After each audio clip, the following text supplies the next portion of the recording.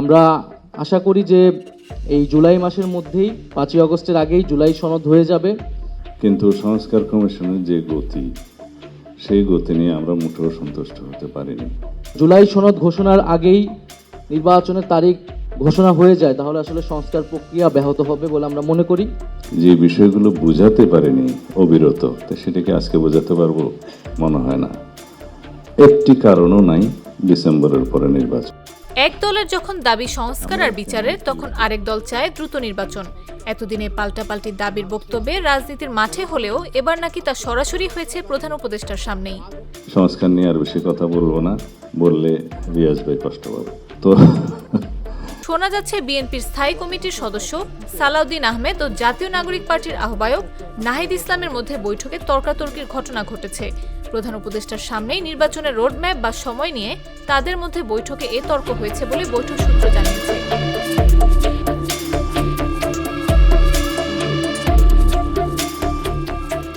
মঙ্গলবার বিকেলে জাতীয় ঐক্যমত্য কমিশনের প্রধান ও অন্তর্বর্তী সরকারের প্রধান উপদেষ্টা অধ্যাপক মোহাম্মদ ইউনূসের সভাপতিত্বে বৈঠক অনুষ্ঠিত হয়।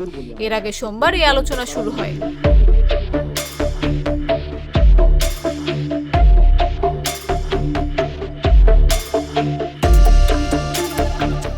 জানা গেছে বৈঠকের শুরুতে প্রধান উপদেষ্টা বক্তব্য দেন, পরে তিনি ও কমিশনের সদস্যরা রাজনৈতিক দলগুলোর বক্তব্য শোনেন।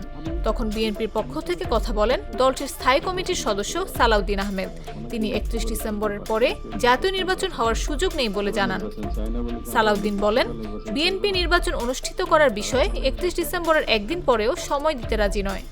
মাননীয় প্রধান উপদেষ্টা যেটা বলেছেন যে একটি মাত্র দল শুধু ডিসেম্বরের ভিতরে নির্বাচন চায়, ক্ষমা করবেন, এই বক্তব্য বোধহয় আমাদেরকে আহত করেছে। তো যাই হোক, আমরা সংস্কারের কথা বললে এই বক্তব্যের প্রেক্ষিতে এনসিপির আহ্বায়ক নাহিদ ইসলাম বলেন, কিছু দল ভারতের কথার সঙ্গে সুর মিলিয়ে ডিসেম্বরে নির্বাচন চায়। তাদের বক্তব্যের সঙ্গে ভারতের বক্তব্যের পার্থক্য নেই। তারা ভারতের সুরেই নির্বাচনের কথা বলছে। সঙ্গে সঙ্গে একথার ক্ষুব্ধ প্রতিক্রিয়া জানিয়ে বিএনপির স্থায়ী কমিটির সদস্য সালাউদ্দিন আহমেদ বলেন, ডিসেম্বরে নির্বাচন চাইলে যদি ভারতের সুরে কথা বলা হয়, তাহলে যারা নির্বাচন পেছাতে চায় তারা নিশ্চয়ই যুক্তরাষ্ট্র কিংবা চীনের সুরে কথা বলছে। আমাদের চাইতে বেশি সাপোর্ট আপনাদেরকে আর কেউ দিয়েছে বলে আমি জানি না। আমাদেরকে প্রতিপক্ষ ভাববেন না। পুরো উপদেষ্টা মণ্ডলীর কর্মকাণ্ডে কোনো কোনো সময় আমাদের মনে হয়েছে যেন আমরা অপোনেন্ট বা প্রতিপক্ষ, সেটা আমাদেরকে বুঝতে দেবেন না। বিষয়টি নিয়ে দুই দলের নেতাদের মধ্যে হালকা বাকবিতণ্ডা শুরু হয়। পরে তাদের নিবৃত্ত করেন উপস্থিত রাজনৈতিক নেতারা।